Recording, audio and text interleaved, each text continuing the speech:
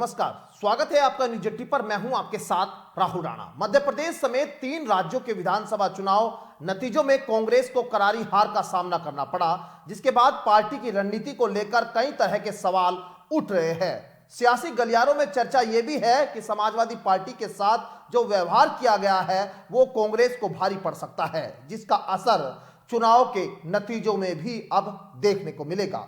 कई ऐसी सीटें हैं जहां कांग्रेस बीजेपी से जीतने वाले वोटों के अंतर से हारी है, उससे ज्यादा वोट सपा को यहां मिले हैं। मध्य प्रदेश विधानसभा चुनाव में सपा ने सिर्फ 7 सीटें मांगी थी, लेकिन कांग्रेस इतने आत्मविश्वास में थी कि उसने इंडिया गठबंधन का भी सम्मान नहीं किया और सपा को 1 सीट भी नहीं दी। यही नहीं, कमलनाथ ने जिस तरह अखिलेश यादव के लिए शब्दों का इस्तेमाल किया वो भी सपा कार्यकर्ताओं को अच्छा नहीं लगे।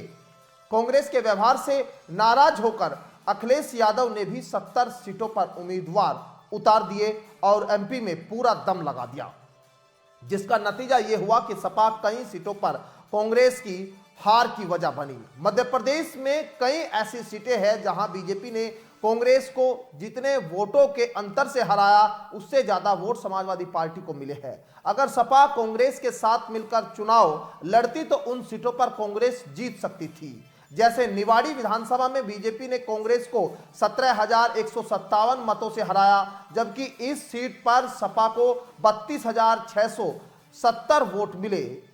चांदला विधानसभा में भी सपा को 24,977 वोट मिले, जबकि यहां बीजेपी ने कांग्रेस को 15,491 वोटों से हराया है। राजनगर विधानसभा में सपा को 6353 वोट मिले, यहां कांग्रेस को बीजेपी के हाथों 5867 वोट से हार का सामना करना पड़ा। जतान विधानसभा सीट पर भी बीजेपी ने कांग्रेस को जितने अंतर से हराया उससे ज्यादा वोट सपा को यहां मिले हैं।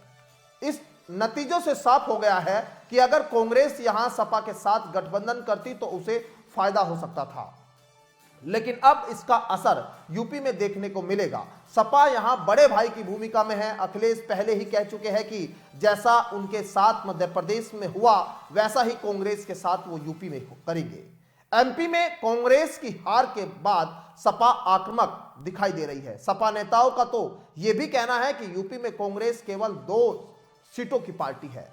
सपा नेताओं ने कहा कि उनका लक्ष्य बीजेपी को हटाना है, लेकिन ऐसा लगता है जैसे कांग्रेस क्षेत्रीय दलों को ही खत्म करना चाहती है। राजस्थान, मध्य प्रदेश, छत्तीसगढ़ में कांग्रेस को उनका अहंकार लेकर डूबा है। बता दें कि अखिलेश यादव घोषणा कर चुके हैं कि यूपी में सपा 65 सीटों पर चुनाव लड़ेगी। अब ऐसे में राजनीतिक जानकार मानते हैं कि इन चुनाव नतीजों के बाद सपा और भी सीटें कम कर सकती है। यानी एमपी में जो कांग्रेस ने उनके साथ किया वही अब सपा यूपी में कांग्रेस के साथ कर सकती है। लेकिन इस रिपोर्ट पर आप क्या सोचते हैं वो जरूर कमेंट बॉक्स में बताइए। फिलहाल मेरे साथ इतना ही, मुझे दीजिए इजाजत। नमस्कार।